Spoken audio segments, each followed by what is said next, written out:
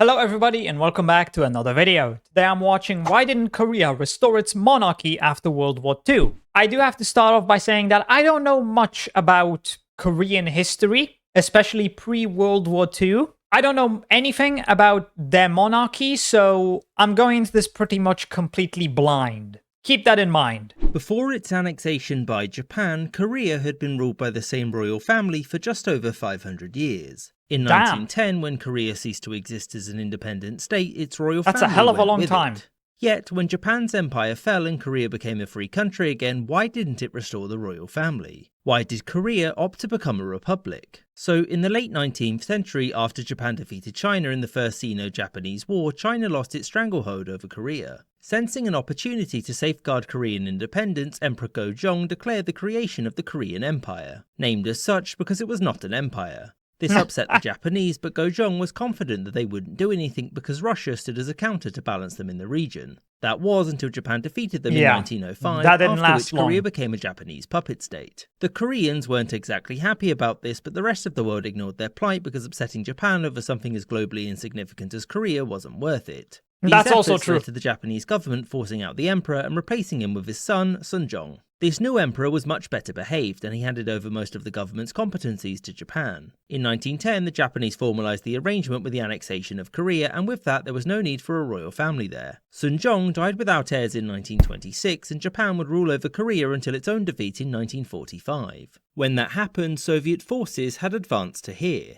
The US and USSR had agreed to divide Korea between them until a Korean government was able to take over the running of the country. Yeah, it didn't happen. The original plan was to allow Britain and China to also run some of the country, but the US and USSR figured that those two didn't need to be included, and so they weren't. Which meant that the only power that actually liked monarchy was out, which certainly didn't help. And given that the last people to actually run the place independently served the Korean monarchy, why weren't they invited to return? Well, there were several reasons. The first was that simply it had been 35 years since an independent Korean government had existed. At this point, former leaders were why bring it back? Dead to help. Those that had worked afterwards had been collaborators with the Japanese and so weren't exactly popular. Furthermore, the heir to the Korean throne, Yi-un, had also collaborated with the Japanese and married a Japanese princess. None of which screamed Free Korea. When the US occupied the south of the country, it sought to form a provisional government, and after some bribe-related shenanigans, it chose Syngman Rhee as its leader. Now, there were still some that called for the restoration of the monarchy at this point, but the Americans weren't really interested. Whilst monarchs were firmly anti-communist, so was Rhee, who also wasn't interested in sharing power and had his moments of repressing murder to make sure of that. It also goes without saying that in the north of the country, the USSR-sponsored leaders weren't exactly okay with the return of the monarchy anywhere. I think this is the main reason why it didn't happen. The fact that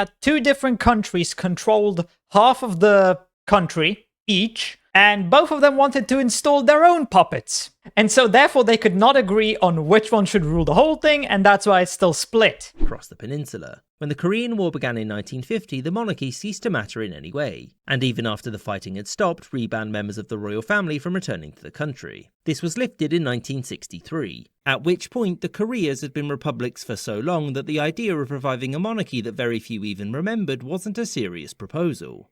Hard to reinstall a monarchy if you're not even in control of your own country, and the ones who control the puppets only control half the country each. But let's be honest here. If North Korea were to somehow annex South Korea and reunite the country, it would basically be a monarchy, because the Kims, Kim Jong-un, it's a monarchy, kind of. Like, I know that it's not theoretically a monarchy, it's a dictatorship, but at the same time, the leaders were all from the same family, the Kim family, and it always passes down in the family, so yeah, sure seems like a monarchy to me.